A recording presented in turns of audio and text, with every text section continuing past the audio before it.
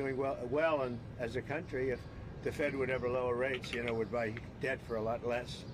It's a shame. This guy, I have a guy. Do you ever have a guy that's not a smart person and you're dealing with him and you have to deal? He's not a smart guy. He's worried about inflation. I said, that's right. If there's inflation in 6 months or 9 months, you lower the rates or you raise the rates. You can do whatever you want, Brian, right? So let's say there's rampant inflation, which there's none. You know what there is? There's success. I got a call from Congress last night. Sir, there's a problem. I said, what is it? Money is pouring in. We don't know how to account for it. I said, check the tariffs. $88 billion came in from tariffs. No inflation. And it's going to get even more so. I know what I'm doing. So we have a stupid person, frankly, at the Fed. He probably won't cut today. Europe had 10 cuts, and we had none. And I guess he's a political guy. I don't know. He's a political guy who's not a smart person, but he's costing the country a fortune. So what I'm going to do is, you know, he gets out in about 9 months. He gets fortunately terminated. Biden, I would have never reappointed him. Biden reappointed him. I don't know why that is, but I guess maybe he was a Democrat. You know, I got great advice from Mnuchin on this one. Great advice. But he's done a poor job. So we have no inflation. We have only success. And I'd like to see interest rates get down. Now, Biden did a lot of very short-term debt. So we have short-term debt coming due. And because of this guy's rates, you know, if he'd lowered a point, I'd pay about a point less. Then if he'd lowered 2 points, I'd pay about 2 points less. And that's for 10 years, 12 years, 15 years, 5 years. It's hundreds of billions. It's even trillions of dollars that we're going to lose because of this too late. I call him Too Late Pal because he's always too late. I mean, if you look at him, every time I did this, I was right 100%. He was wrong. Maybe I should go to the Fed. Am I allowed to appoint myself, Doug? I don't know. Am I allowed to appoint myself at the Fed? I do a much better job than these people. So anyway, we should be 2 points lower. It'd be nice to be 2.5 points lower. We'd be saving $800 billion, $700 billion. That's a lot of money. Right? Think of it, for nothing, for absolutely nothing. We'd save $600, $700, $800 billion. We have, I think we're 38th now in interest, and we should be number 1. We should be the lowest. But, and by the way, if he's worried about inflation, that's okay. I understand that. I don't think there's going to be any. So far, there hasn't. I mean, we have almost no inflation. We've done a great job.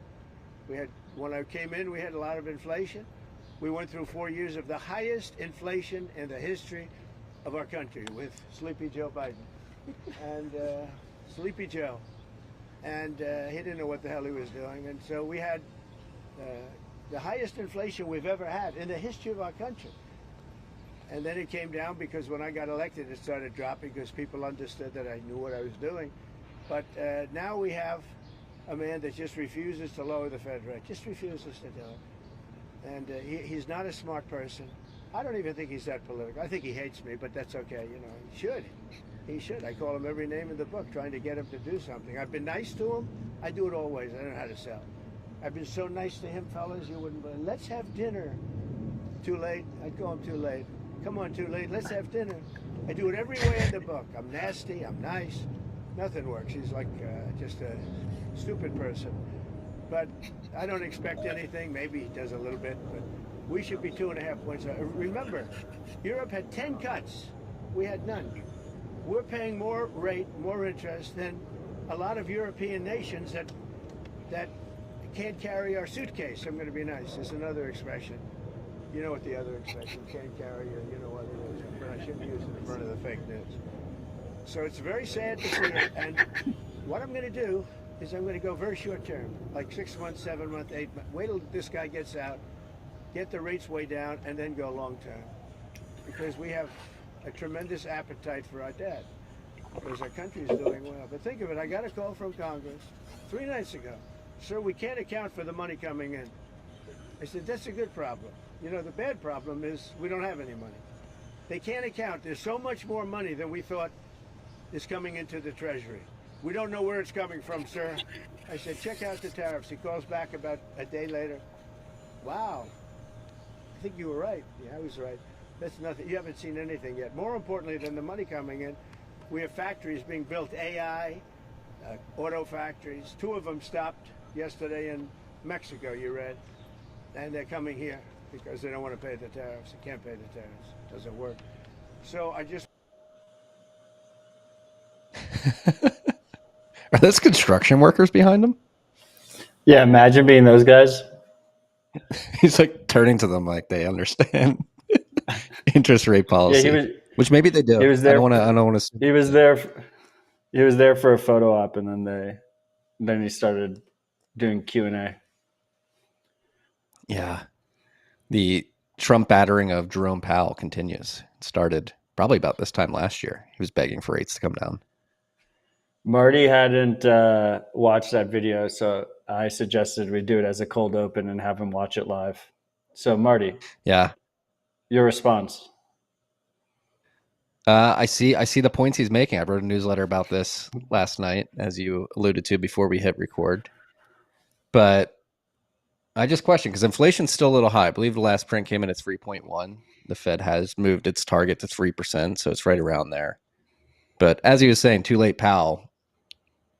I think that is true historically of the Federal Reserve. They typically move like late, if you will, when a crisis is already materialized. And maybe this is Trump trying to say, hey, if you don't lower rates, there's going to be some sort of liquidity crisis. But it doesn't seem like things are as bad as they would need to be for Powell to lower rates. And that was my point last night. I sent a tweet and a note out like, hey, like why I understand everybody wants lower rates so things can rip, like, but doesn't it make sense to keep them higher for as long as possible if inflation's still running hot, we have full employment, and there's no liquidity problems in the plumbing of the system that seem to have materialized? Like, the idea would be that an economy that's able to sustain higher rates is actually healthier than one that needs zero interest rates. And so I alluded to the point that Saifedean made at the end of the Bitcoin standard, which was, if the only thing Bitcoin does in terms of forcing action on the central bank is force it to do more conservative monetary policy, will have been successful. I'm not saying that Bitcoin is controlling Jerome Powell, but I think ideally, as American citizens and people living in an economy, higher rates is not necessarily a bad thing unless you're addicted to debt. It forces people to make better capital allocation decisions. It gets all the bad companies and wasteful spending out of the economy and really recalibrates things. It seems like things are on good footing. I think Trump should lean into that. He already is, but I think the obsession with returning to zero interest rate policy is a bit odd to me, considering over the course of my career following this stuff, ZERP has always been looked at as something that's not ideal and signals that things are not all well. So it is like a bit counterintuitive and paradoxical to me. I mean, I have a couple takes. First of all, I mean, that ramble doesn't really give me a lot of confidence in our government, but and it's part of the reason why I have Bitcoin. But first of all, I mean, real inflation is much higher than 3% or whatever you quoted. Yeah. I don't pretend to know the exact number. It's hard to calculate. But I wouldn't be surprised if for the actual things that we need to spend on to live our lives, it's in like the low double digits. So you have that data point. But then on the opposite side, and so, I mean, that would push to keep rates higher for longer. But on the opposite side, we have a massive government debt that in an ideal situation, probably for people that hold hard assets, an ideal situation, we inflate away.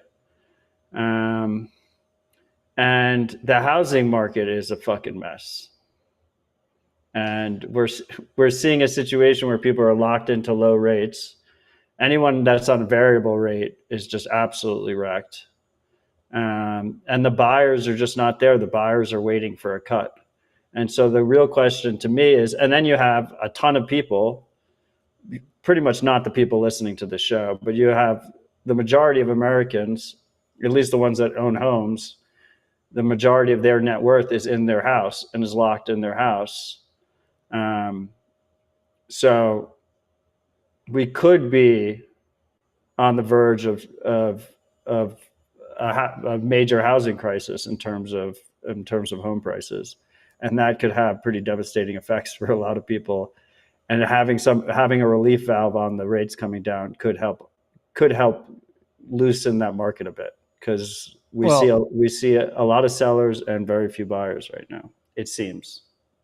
No, I addressed these points in the newsletter last night too. First, on your point on real inflation being way higher than CPI, obviously that's true. So another reason to keep them higher for longer. Second point is the assumption that lowering the Fed funds rate target will lead to lower treasury yields, I think is idiotic, especially considering what we saw last September when Powell began lowering them from 5.5% down to, I think, 4.5%, maybe 4.25% is where the yields went higher. Like, seriously, it's not guaranteed that if the Fed lowers the Fed funds rate, that treasury yields are going to go down. And then to the housing market, like, I think this is actually healthy. You have the market developing to a point where, to your point, like, people are locked into lower rates.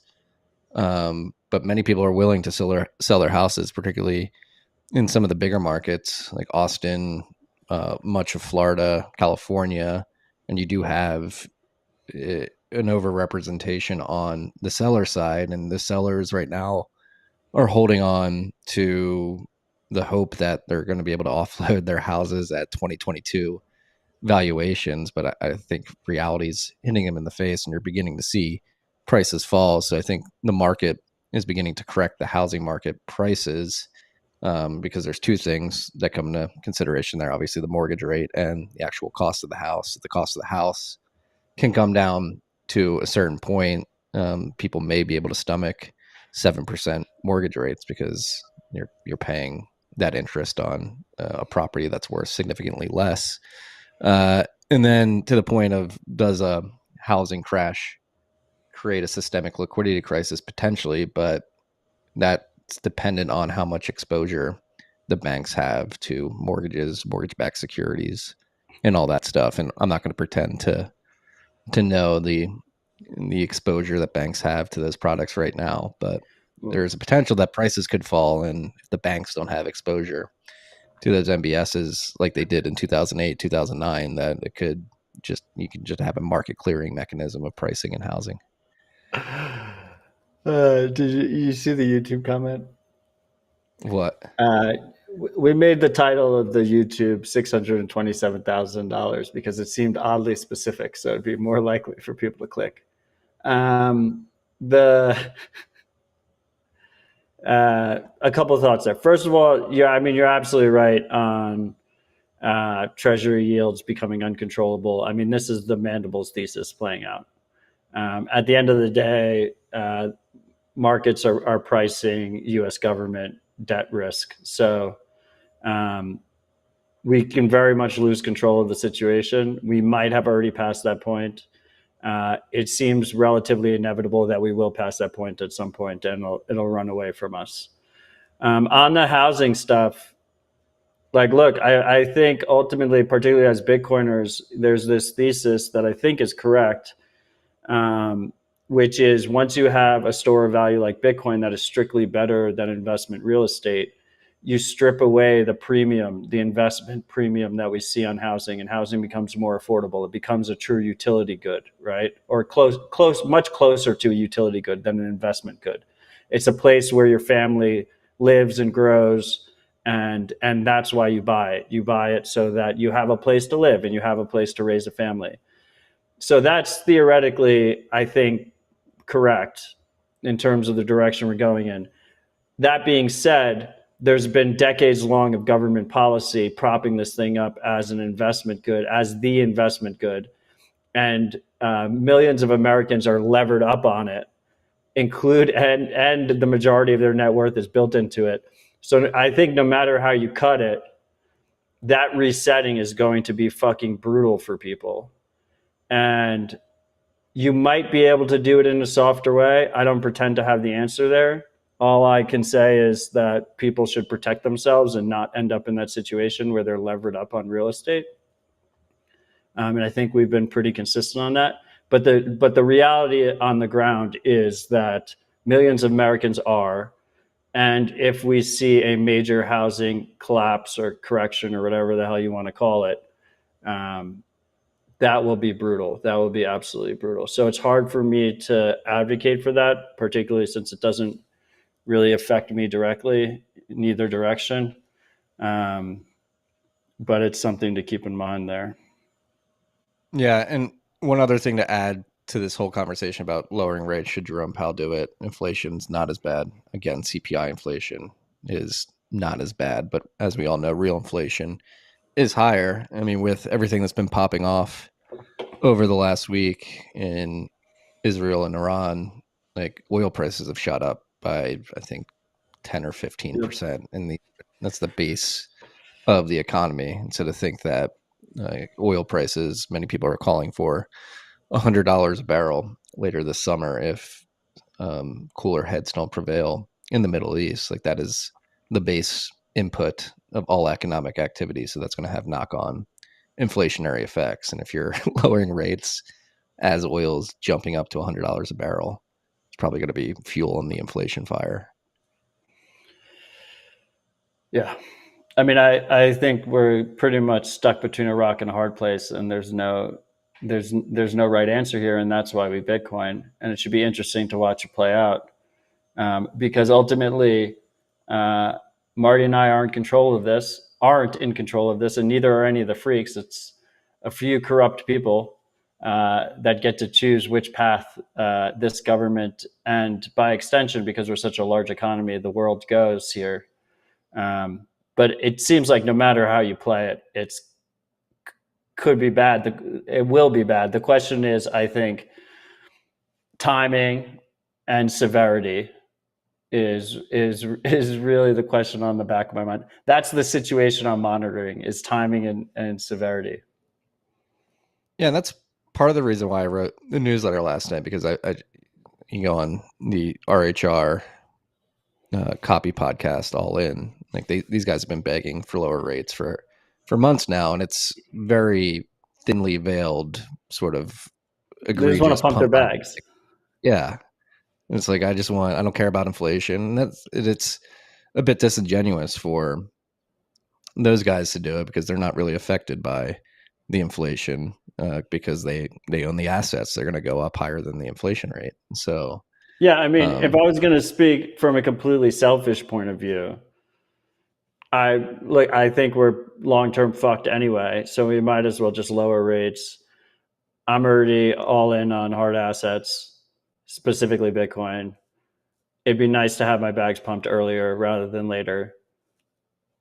Rip off the Band-Aid and just fucking YOLO into it. And everyone that has any kind of savings can just YOLO alongside. But I think it's good that you and us cover all the knock-on effects there rather than just blindly shilling our bags. I would say we gave All In a lot of shit last week, which was completely deserved. I don't know if you listened at all to their podcast, but they admitted that the reason they didn't release last week was because of the Elon Trump fight, which everyone, by the way, has forgotten, because the world is at war. So there's no reason to remind you that Elon said Trump is on the Epstein list, and that's why it hasn't been released. Yeah. Been a crazy week. I mean, last week we weren't on YouTube because the internet was under attack, and I think the timing of that was very coincidental. The internet was under attack globally, and then 6 hours later, Israel was bombing Tehran. So, I mean, look, we're so dedicated to RHR that we're coming to you live on a national holiday, Juneteenth. All the banks are closed today.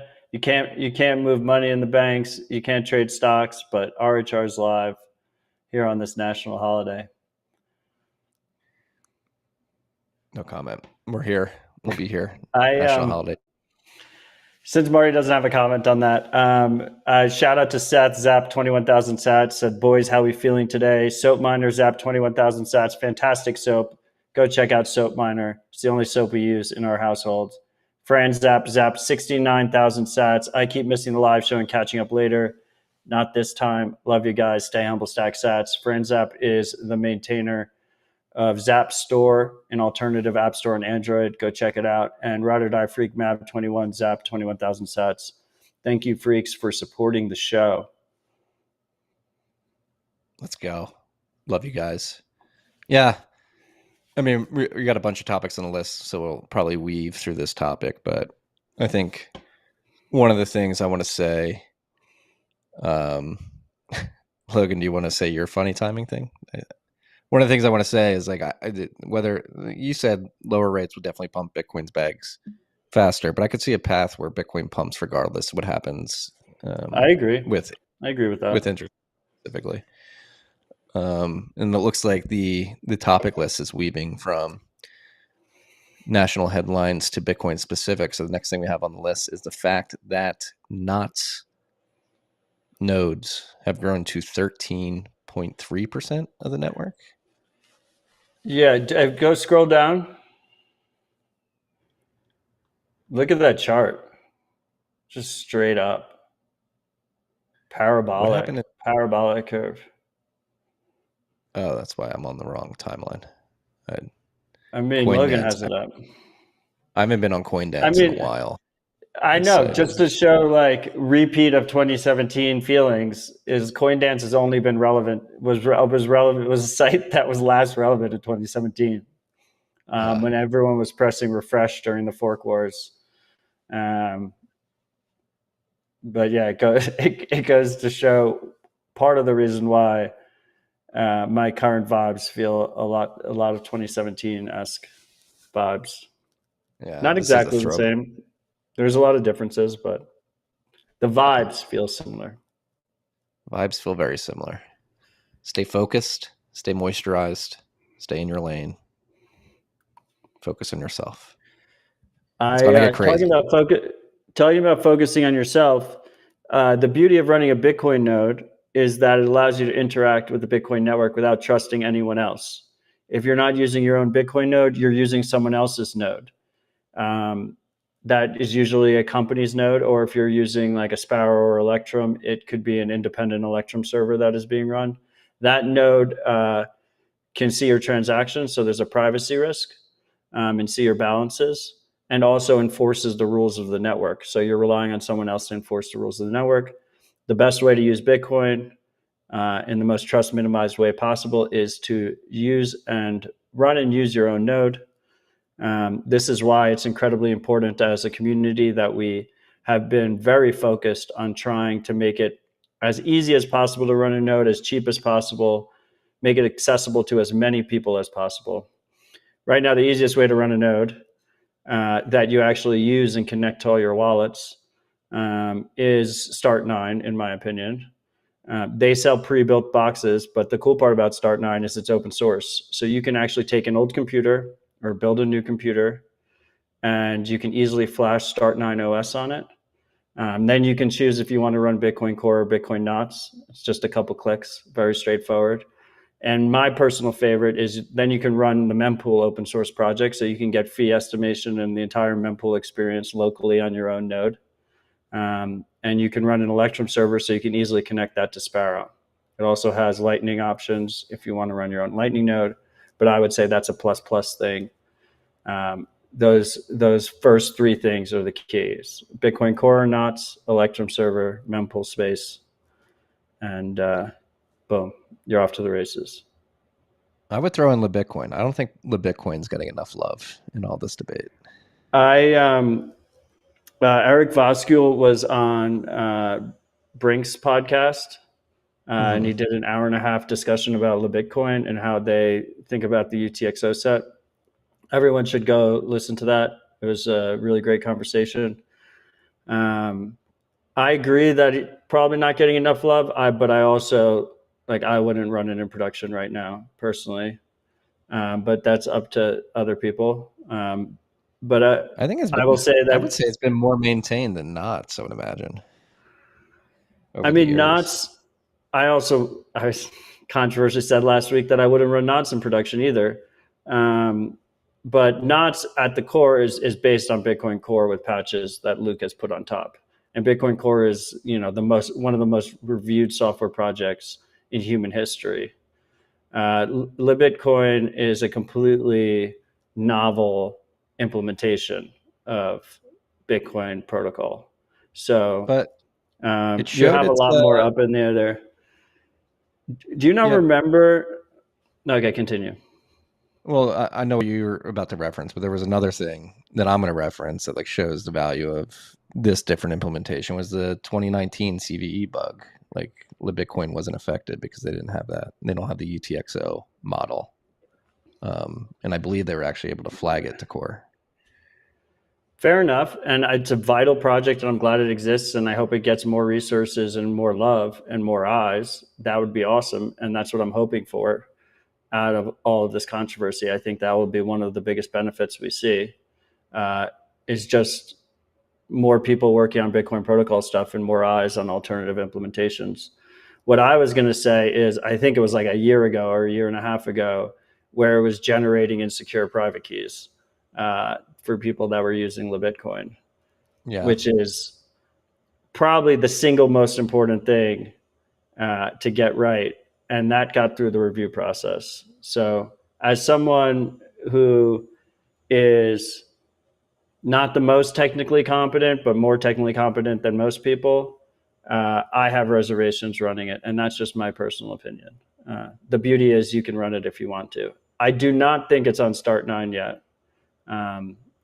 So I'm not sure exactly how you'd go about the process of running it. I'm not quite sure if you can run it with Electrum server. I probably need to do more research on that front because I do not have a hard answer, but I wouldn't be surprised if it isn't compatible with Electrum server. Might be wrong though. So yeah, if you know otherwise, please say in the live chat. I'm not going to recommend anybody to run any particular implementation. That I would default to core myself. But for those who care, Bitcoin doesn't filter anything, right? It just anything that's valid from a consensus perspective is valid in Bitcoin. So I think that is the implementation that matches as close as possible to consensus with the sort of policy laid forth in the implementation. Boom, boom, boom. Moving on. We've got big news out of Iran. Obviously, they're in a war. I think it's safe to call this a war right now. War tactics can get dirty in many different ways. One way is via cyber attacks, and so the Iranian bank, SEPA Bank, was attacked by cyber attackers earlier this week, and all the bank data was erased, and their ATMs were rendered useless. Pretty scary. I mean, this is obviously Iranian citizens were directly affected by this, but this is par for the course with the fiat system. You can wake up one day, and if you're in the middle of a war, your adversary, if they're competent enough and technically capable, can attack your banking system and erase your account data. So you can wake up with literally no money and no way for the bank to figure out how much money you actually had there or for you to prove it. Before I get there, I see Life is Good in the YouTube comments calling me a pussy, a racist, and a coward. The pussy and the racist part is one thing, but calling me a coward is crosses the line. I'm not a racist person, but you can make your own judgments based on my long public track record. As far as Juneteenth, no, I'm going to. As far as Juneteenth goes, the retarded part about it is that it's a national bank holiday. I don't know anyone that gets off of work except for bankers today. and we should have less national bank holidays and more trading. Money shouldn't stop. Money should be running 24/7, 365, and so should markets. So fuck you. Anyway, to the bank thing. I mean, I titled this episode Bitcoin Cold Storage is a Must. And I think these two stories really highlight that. Right? You can have a hacker wipe bank records, you can have a hacker wipe centralized databases. And the next story is about an Israeli hacking. The same Israeli hacking team hacked a Iranian Bitcoin exchange and sent all of their Bitcoin and Tether and other assets to burn addresses and burn the assets. So this is not something that necessarily. Yeah, they sent it to like fuck the Iranian military addresses, like IRGC addresses, instead of stealing the money. So this is not like, it's easy to say Bitcoin fixes this. It only fixes this if you take cold storage, if you hold your keys offline and they're not connected to the internet. And in this practice, even something as keeping it simple, just a single sig, cold card, stamp it on steel, you're protected from this type of attack. If this is in your threat model, which it probably should be in this day and age for most people, unfortunately, hot wallets don't fix this. Phone wallets phone hot wallets don't fix this. Custodial accounts don't fix this. Exchanges don't fix this. ETFs don't fix this. Only cold storage Bitcoin fixes this. And I think it's a good reminder for people about how lucky we are that we have that ability, that we have that capability easily at our disposal. Agreed.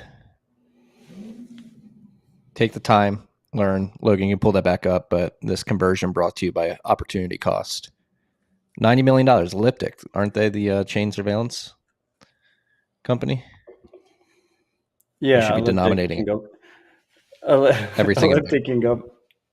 Elliptic can go fuck themselves, but they had a good write-up on the Iranian hack of the exchange. Yeah, the 863 Bitcoin worth. So the bank thing is straight out of Mr. Robot. Like, that's the Mr. Robot attack. Just wipe everything and put the world into economic chaos and start from fresh, start from zero. Well, that's I wrote about this the other night, but this is an escalation the likes of which we haven't seen before. I think, because in the history of Bitcoin, obviously there's been a ton of bank failures and central bank mishaps that have pushed people to Bitcoin. Obviously, Cyprus in 2012, 2013, what we've seen in Lebanon and Turkey, in Lebanon with their central bank debasing the currency and then basically telling people that they don't have access to their money and taking it away from them. Turkey debasing the currency. India changing out banknotes and forcing people to exchange them. And ultimately, many people were not able to do that, so they just lost their money overnight. Similarly, Nigeria, that happened a couple of years ago as well. And obviously in 2022, you had the US and G7 nations freeze Russia's treasury assets and basically say, you don't have access to these. We're taking hundreds of billions of dollars from you. But this is a new type of bank attack, an attack on a bank that could be a slippery slope. Like, if this is, it's decided that this is okay and within the boundaries of war, I wonder how many banks are susceptible to an attack like this, how easy it would be to wage on other banks. And if one country does it, we've been led to believe that Iran has a pretty sophisticated hacking capability. Who's to say that they won't retaliate in the same way? And then you have some sort of cascading effect. So this is definitely something to pay attention to into the weeks and the months to come. Look, I think most banks are probably susceptible to this. I mean, they run on such old infrastructure. And did you watch Mr. Robot? I never did. No. It's worthy of a watch, but one of the best TV shows in the last decade. The question really is, what is their backup policy? And I like to think that a lot of the majors have very stringent backup policies. And if they don't, and they saw this attack, hopefully it was a wake-up call for them. And so if they have a backup policy and it's an off-site, offline backup, then the question is how long the downtime is, right? How long are ATMs down? How long are accounts down? How long does that period last? And that could be quite chaotic. And the reason I brought up Mr. Robot is because backups were targeted as well. But that's a little bit of a spoiler, but it's also like a decade-old show, so I don't really care. Yeah. What was it called? eCorp coin? Yeah, they fucking nailed I remember it. I've seen clips. I remember the memes, but because I think that was like season 3 or something. It's like Bitcoin enters the picture, and it was like Bitcoin versus the CBDC effectively. Yeah. But it lines up, like, it's pretty crazy watching where we currently are in the world compared to my memory of Mr. Robot. And they got a lot of things right. We got 100,000 sat zap from Damiax RVNX. To be or not to be? Thank you, sir. That is the question.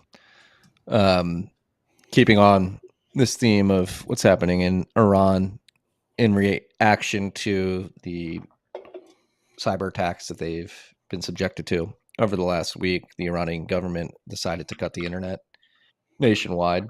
So another reason to keep your Bitcoin in cold storage. And I think it highlights the way in which things can escalate. And I can see what you're probably going to say. Like, the excuse was to prevent any more cyber attacks from coming, but there's also, maybe the Iranian regime that's in power doesn't want people within their borders who would like to see the regime toppled to express support for what may be going on in terms of the regime itself being targeted, the government.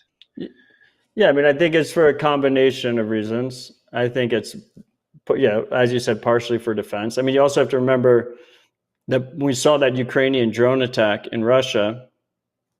Those were running on Russian LTE networks.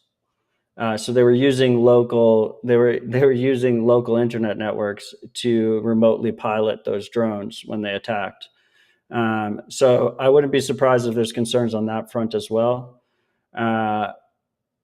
But at the same time, yes, probably a big part of it is trying to control the messaging internally within the country, make it seem like, that they're winning and that the regime is in a good place, and not allow opposition media or just any kind of media get to people and cut off that flow of communication. I didn't include it in the chat, but in the show notes, but I also saw at one point there was reports that the Israelis had hacked into the TV networks and were like broadcasting stuff to topple the regime.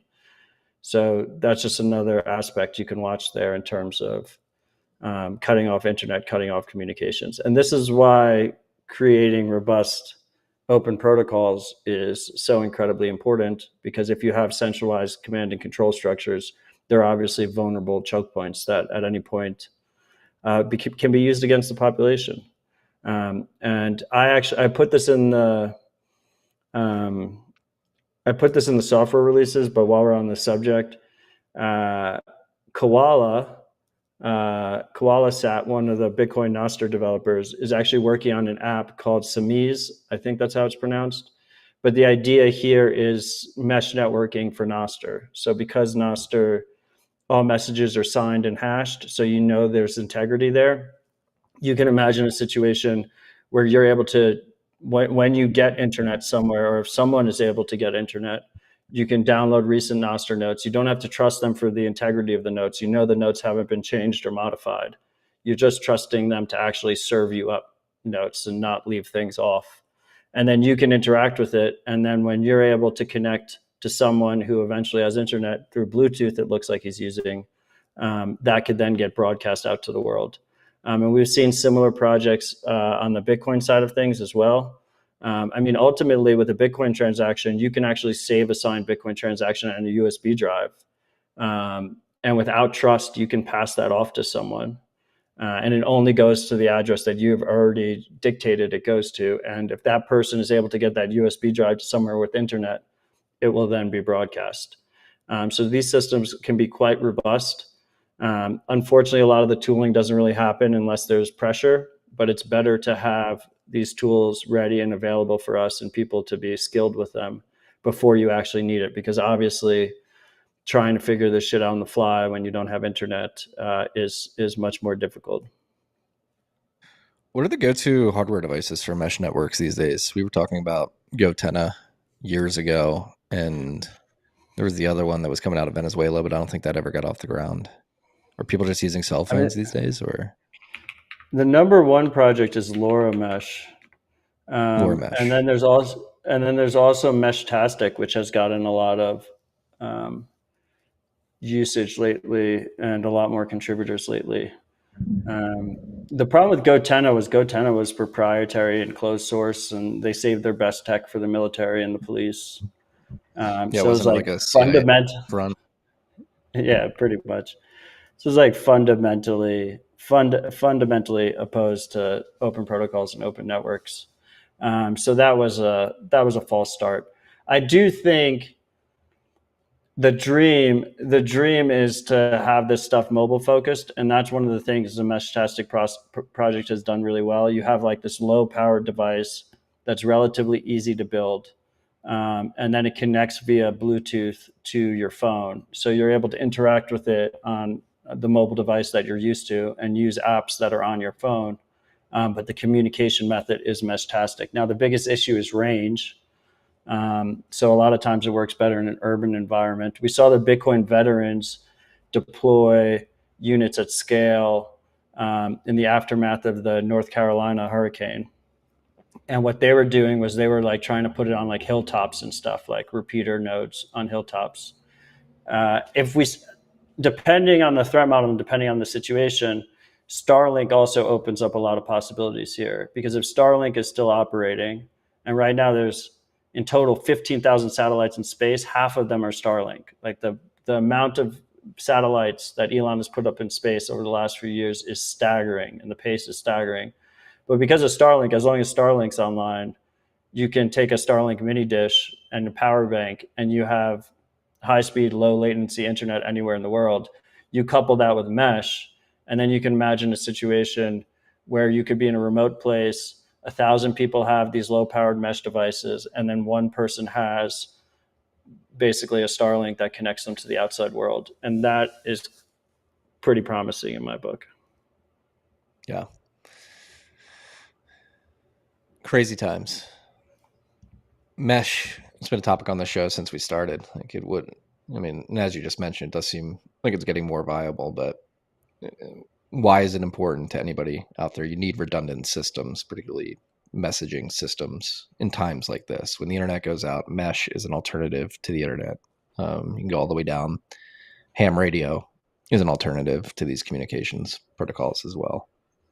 So seeing mesh capabilities for Nostr is you're combining two really powerful. You're combining an open source communications protocol with an alternative transmission network, which is highly valuable. Redundancy, it's key, especially in chaotic times, and you want to build out the redundancy before things get chaotic. So if you're one of those people who believes we're going into World War III, I'm not so sure. I think cooler heads will prevail, but if you are, you think this stuff is going to spread, prepare your local area with a mesh network before it's too late.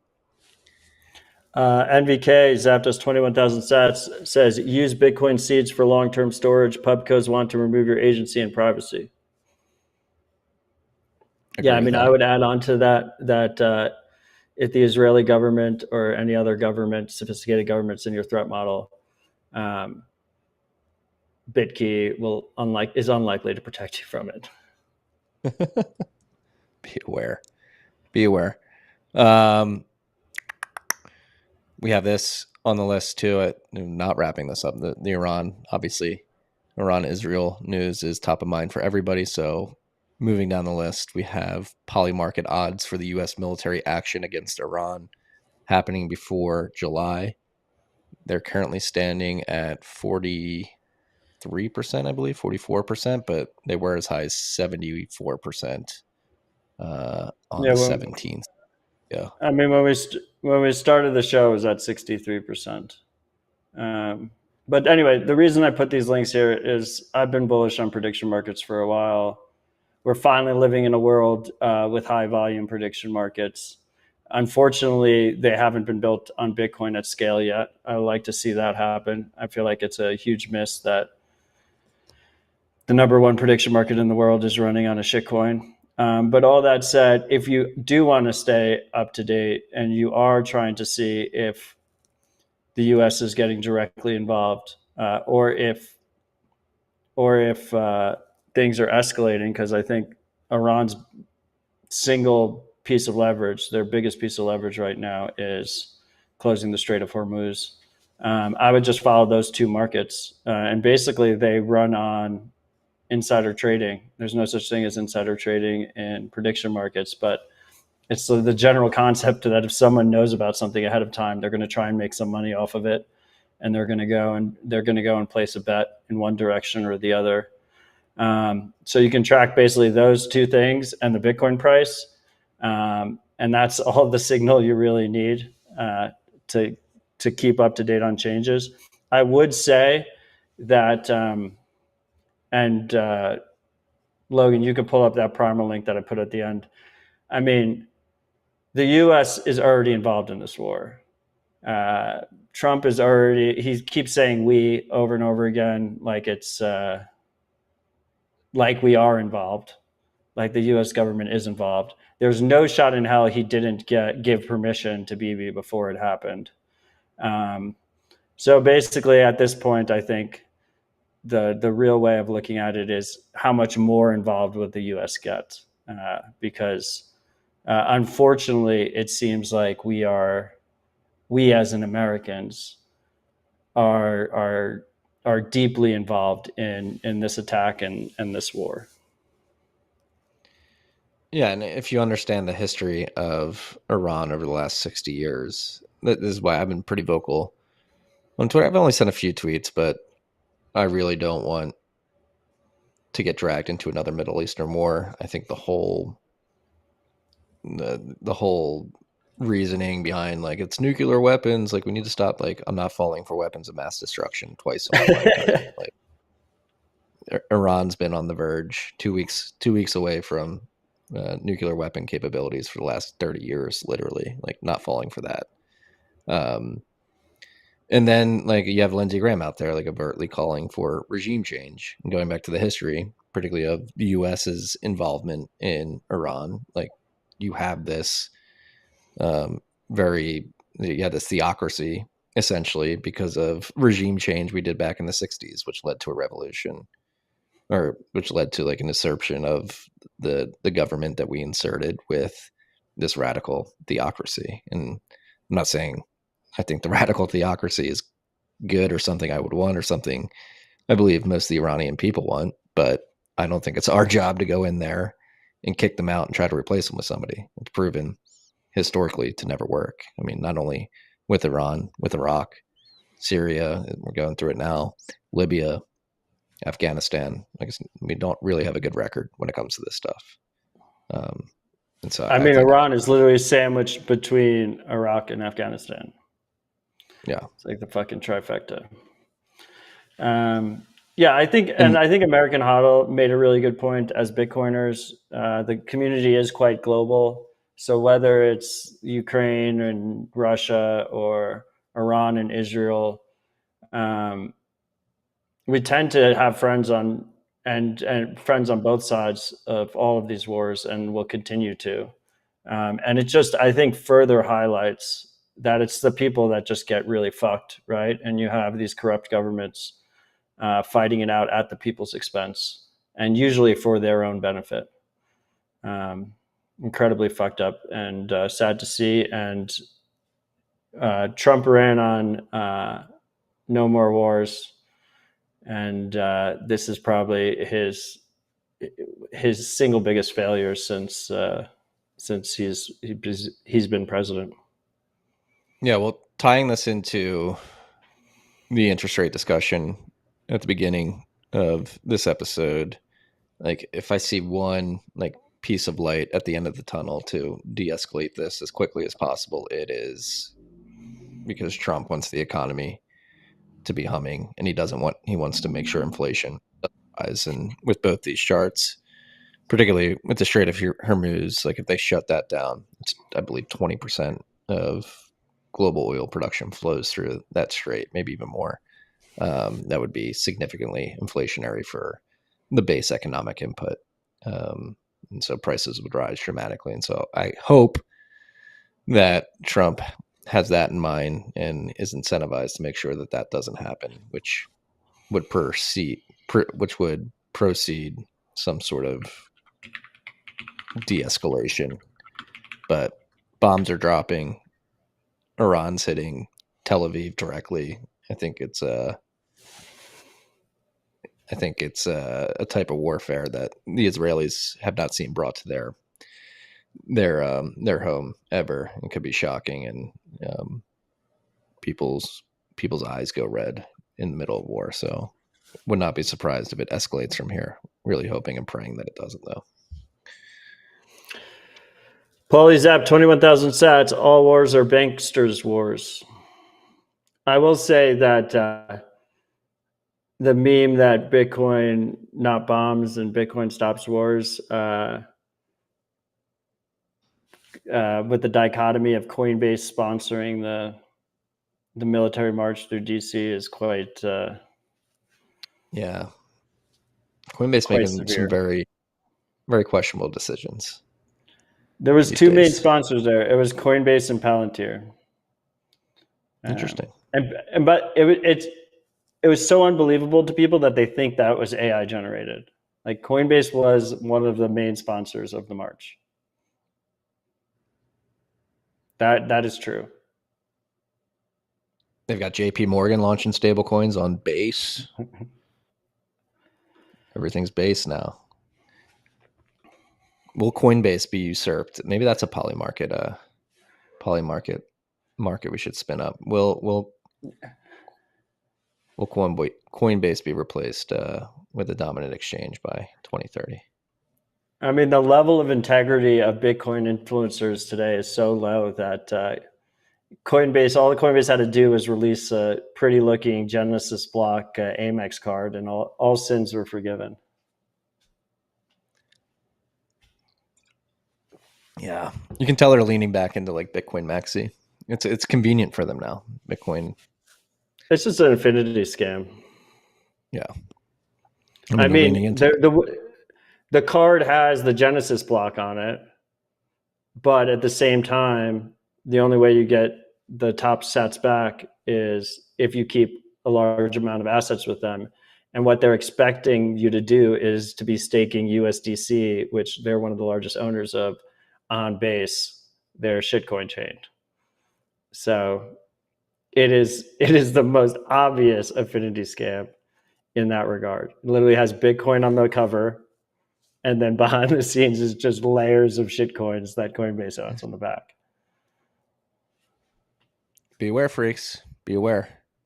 Next up on the list, the EU's encryption roadmap makes everyone less safe. So we've been covering this topic for many years. The EU, many other countries for that matter, have been trying to institute backdoors into end-to-end encrypted technology.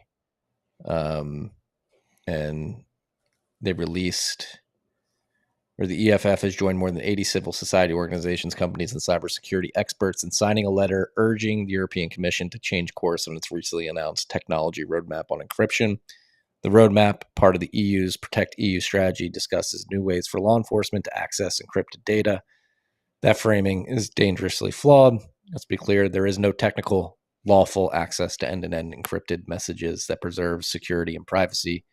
Any attempt to circumvent encryption, like client-side scanning, creates new vulnerabilities threatening the very people governments claim to protect. So the EU is continuing on their march to eliminate privacy from anybody living within the European Union, and they're still going for the back doors. And it seems like the framing or the language around the framing is changing. They want lawful access and client-side scanning instead of using the term backdoor overtly. Yeah, it's just complicated words for backdoors. There's no such thing as a secure backdoor. Historically, this is what authoritarian governments have attempted because they want full control over their population. That is the real reason. Everything else is a fluff reason. And I think it's a good point to make for our next story, which is that our friends over at Maple AI got banned in the Chinese App Store because it's too private and it's too secure. This should not come as a surprise to anyone. It means they're doing something right. An authoritarian government wants to block them. The sad trend that we're seeing is that this is spreading to other governments, right? Per the last story. And we need to push back hard on that, both from a tool side and a policy side and education side. This is a badge of honor for Maple. I'm very proud to be a supporter of Open Secret and Maple AI at 1031. This is what you want to see. They're doing it right. And I believe we covered it 2 weeks ago, but it's even, at least for the AI companies coming here, where law enforcement approached OpenAI and others and said, we need you to keep your logs so that we can see what your users are pinging your models for if we want to. And so with Maple AI, the way they've construed the logic and the way it works is it's end-to-end encrypted from the secure enclave in your phone to the secure enclave in the cloud. Maple has no way to know what you're asking the models and what the models are sending you. They put the model logic in the secure enclave, and you have the ability to ping it from your device, whether that's your phone or your computer. Yeah, it's basically a similar model to how Signal works, but for an AI chatbot. And they're iterating quickly. They're adding features. Supposedly, they're going to add the ability to upload files soon, so you can have it analyze files. And image generation is a hot requested feature. They recently added DeepSeek support. So if you haven't tried it, if you use AI chatbots, you should try it out. All these, pretty much everyone else is collecting and tracking your information and presumably selling and sharing it. So you should check it out. I've been using it more and more, and it's quite useful. It's turning into a real useful tool in my toolbox. Yeah, and they have a mobile app now too. Released that a few weeks ago. That's what got banned in China. Presumably the web app will be a little bit more resistant to censorship, and is another reason why it's important to offer your users a web app and not be stuck in the silos of Google and Apple's app stores, because you do have more freedom to, first of all, ship updates and ship the product you actually want to ship to users, but also the users accessing them. It's not a perfect solution. The Chinese famously have their great firewall that they ban websites. But people in China do get through with certain VPNs and certain ways of using Tor. And it's not out of, it'll be harder for them to find it, but not impossible. No. So be aware. Go check out Maple AI at trymaple.ai. I believe that's it. Let me pull it up to make That's right. Right. Yeah. Trymaple.ai. That's right. Moving on to the Human Rights Foundation story of the week, coming from Tanzania, where the government has blocked access to X and Telegram amid financial, political, and media repression. Tanzania restricted access to X and Telegram across major internet providers following a hack of the Tanzanian police force's official account.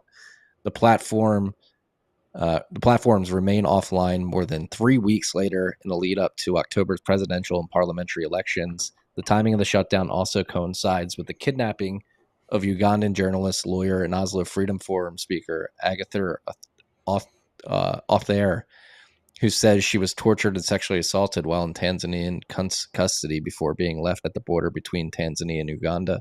Recently, the government also banned the use of foreign currency in daily transactions, forcing citizens to rely on weakening Tanzanian shilling. And in April, the opposition Chadema party was disqualified from participating in the October elections under the pretense of treason against party leader Tundu Lissu. The censorship on online platforms, suppression of opposition and dissidents, and laws banning foreign currency all signal a coordinated strategy to silence criticism and strip Tanzanians of both their political voice and financial autonomy. That was a heavy one.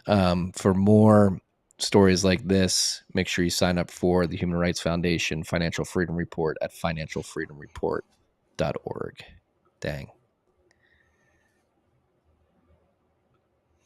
Just another example of why it's important that we have tools that are robust and censorship resistant and open, like Bitcoin and Nostr.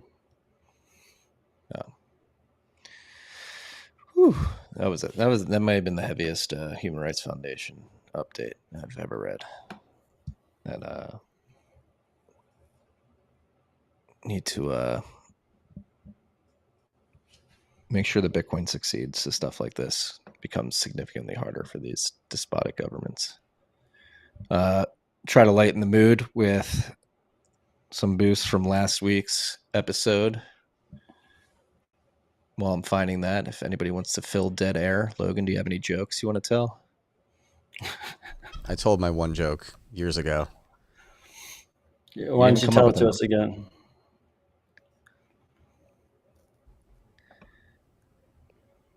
No, you're not going to listen? It's insubordination again. Two snares and a cymbal fall off a cliff?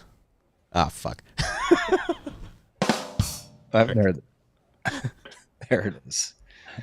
All right, we've got one boost read from last week's episode. Bitcoin is designed to pump forever. Rabbit hole recap. I forget what number that is. I don't know what number we're on. The title is cut off on Fountain. Rabbit hole recap 361. Pringle Mac 22,222 sats. Twos across the board. Pound drum boost. Always be bold. All gas, no brakes. Love Sil and Tony. Orange heart, purple heart. Orange heart, purple heart. Love you, Sil. Love you, Tony. Much love. Thank you. Yeah. I'm seeing Mr. Dinkles in the comments saying that article should make Western world folks feel really lucky. And it does, despite all the bad things happening in the world right now. Count your blessings. Be appreciative for what you have. And I think that is what the Human Rights Foundation aims to do, is to put things in perspective. And that section definitely did for me. Dude, 100% cosign. Incredibly grateful. Yeah. We are very lucky. Some news out of Bitcoin Prague. I believe, did he announce this at Prague? Out of Bull Bitcoin, Francis from Bull Bitcoin. I think he announced it right beforehand. Or maybe this has been live for a bit, but he highlighted it. And I thought it was worth highlighting because it's a clever use of Liquid. A few weeks ago, Bull Bitcoin became the world's first exchange to implement dollar cost average straight to wallet over Liquid Network. I've been using it every hour, and it's absolutely flawless. Next, we add auto swap to Bull Bitcoin wallet, so LBTC automatically converts to BTC once a threshold is reached. Default is 1 million sats. This also offers some nice on-chain privacy benefits too. We are cooking some incredible features which combine non-custodial exchange with self-custodial wallet. I really think this year we will achieve the all-time best Bitcoin user experience. Bull Bitcoin. That is unique. So DCA using what? So you DCA from your bank account to LBTC, then you hit a certain threshold and it kicks it on-chain. Yeah. Yeah, so you set up, so Bull Bitcoin, first of all, is self-custody only, right? So they never custody funds. When you buy from them, they immediately send to you. And historically, that has been on-chain. Obviously, there's a concern over not only current fees, but potential future fees. If you're UTXO, if those amounts are too small, then your fee burden as a percent of the future could be quite large. So they implemented this, so you auto-stack to Liquid, and then they built their own self-custody open source mobile wallet. So you're doing it to that. And then once it hits a certain balance, I don't know, maybe it's user configurable. Let's just say it's 100,000 sats. Once it hits 100,000 sats, then it swaps over to on-chain. And why do you want that? You get two benefits, right? You get the benefit of lower fees on Liquid because very few people use it. And you get better custody guarantees than using something like a Strike in fully custodial mode, right? Because Liquid has a federation, so you can kind of think of it as like multi-sig custody, right? Like it's like a 16 entity. I think at any given time, it's like 16 entities basically have multi-sig keys that control Liquid. And people will argue semantic-wise if that's custodial or not custodial, but I think it's strictly speaking, you can easily say it's not self-custody. And you do run the risk that Liquid could go down or something like that, or they could rug. So you do that with smaller amounts, and then once it gets to a larger amount, you move over to on-chain in a seamless way. Really clever. I like this. Bull Bitcoin's constantly innovating, and really impressive operation over there.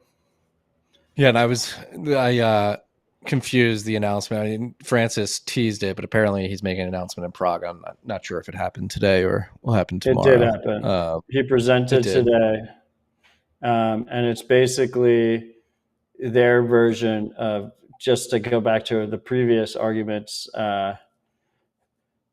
in Bitcoin Twitter land, it's like their version of Seedless as a product using their mobile wallet. So seeds are powerful. Seeds are amazingly useful and empowering to individuals, but obviously they require immense personal responsibility. And if someone has access to your seed words, they can spend your Bitcoin. If you lose them, then nobody can spend your Bitcoin. You just lost all your money. And it requires personal responsibility. So it appears that they have launched a product within their Bull Bitcoin wallet that is a 2 of 2 multi-sig, where one key is held hot on your phone and the other key is held by their key server. Supposedly that is blinded, so you don't have as much privacy risk as other implementations. And the key server, you can set limits to it so that not all the money can be removed at once if keys are compromised. Obviously, this requires trust. I will say that their messaging around it is quite responsible. They say it's a suitable alternative for custodial exchange accounts, custodial wallets, physical backups for a hot wallet, BIP39 passphrase for physical hot wallet backups, but it's not a replacement for long-term cold storage, hardware wallets, or multi-signature wallets. So it's supposed to be a stepping stone to basically make their existing hot wallet infrastructure more secure, easier to use, harder to lose. Love to see it. Love to see it. Shout out to Bull Bitcoin. Been around forever. Francis is one of those people that you want in the industry building, and they are continuously innovating. So very happy for them, all their users. Keeping the cypherpunk in Bitcoin product building, which is not easy. They took the hard route. It's great to see them launching this stuff. We mentioned BLE Mesh for Nostr notes earlier. Daemon and Freedom by Suarez. Is this what is this? Oh, I mostly put that there as a reminder to myself. Sorry. I recommended Kill Decision, and someone asked in the comments if I read Daemon and Freedom by Suarez. Those came out like maybe 15 years ago. I highly recommend. Amazing reads. And anything by Suarez is a worthy read, but Daemon and Freedom specifically, if you're going to only read 2 books by Suarez, even before Kill Decision, Daemon and Freedom are the way. And it basically sets up like a Bitcoin and Nostr future without Bitcoin, Nostr, and AI future without actually ever mentioning Bitcoin, Nostr, AI. But yeah. Be aware. One thing you don't have on the list, probably should mention, Genius Act. Seems like it's going to get signed into law later this week. It's being marketed as a way to create regulatory clarity for stablecoin issuers in the United States and a way to bolster demand for treasury market as they are forced to use it as liquid reserves for their stablecoins. Been a long time coming. Hopefully now we can get to higher priorities. The market structure bill, for those who are unaware, has actually become probably the highest priority now because the language around protecting open source developers has been included in the latest draft of that bill. And so I think if you're somebody who cares about open source developers being able to write code and not having to worry about getting thrown in a cage because of the way end users leverage their software, the market structure bill has now become the most important bill, even more important than the Bitcoin Strategic Reserve bill at this point in time. So go to saveourwallets.org. The team there has a list of senators and congresspeople that you can reach out to voice your opinion that you want to make sure, number one, that this language stays in the bill and that they vote for it specifically. And as it pertains to the Genius Act stablecoin bill, I highly recommend anybody who hasn't already go watch Saifedean Ammous's presentation at the Bitcoin conference from a few weeks ago, because I think he has a very contrarian opinion on the efficacy of stablecoins being able to materially support the treasury market. A good call out. Yeah. Definitely on the save our wallets part. Yeah. The Genius Act doesn't include that, right? No, it's the market structure bill includes it. Yeah, it's two separate things. Yeah. I'm seeing Franzap posted a Tom's Hardware link in the Nostr live chat, which you can find at rhr.tv/stream. I saw this headline pop up earlier today: 16 billion accounts exposed in one of the largest data breaches in history, across Apple and Google and some other major tech companies. From what I understand, I think it's a little bit of an alarmist headline. Like, I think there doesn't seem to be evidence that they compromised Apple or Google's like backends. Obviously, those passwords are usually salted and hashed and secured in a certain way so that you can't just download all passwords from like a centralized server. I think they compromised individuals and probably mixed together a bunch of different sources to get those passwords. Usually darknet claims it's hard to see what the validity is and how true they are. But in general, for your most important accounts, general best practice is to use different unique passwords. Don't use the same password across multiple accounts.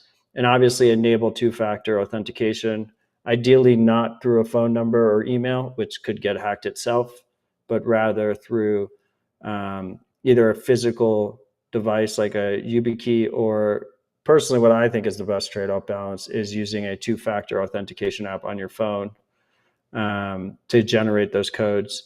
And by the way, on that note, Strike this week launched enhanced two-factor options. So they already offered it for logins, but now you can also enable it for other account actions, including sending and withdrawing funds.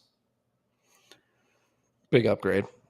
Put 2FA on, freaks. Back up your 2FA. Shout out to A9. Make sure the backup's secure, because if they have access to the backup, then they have access to your two-factor. Yes. But Marty's absolutely right about backing up, because if you lose it, it's going to be a pain in the ass to get access to your accounts by design. That's the whole point. Yeah. Shout out to Anon, who's up to 69,000 sats. Nice. Keep up the good alpha boys. Much love. Much love to you, sir. Or lady. Love it. Anonymous lady. Awesome. Great rip, Marty. Great rip. Tight rip. We'll be back next week. I'm going to be in DC. So whether or not we record on Thursday or Friday next week is still TBD. So we'll keep you guys posted. Awesome. Love you, freaks. Stay humble, stack sets. Peace and love.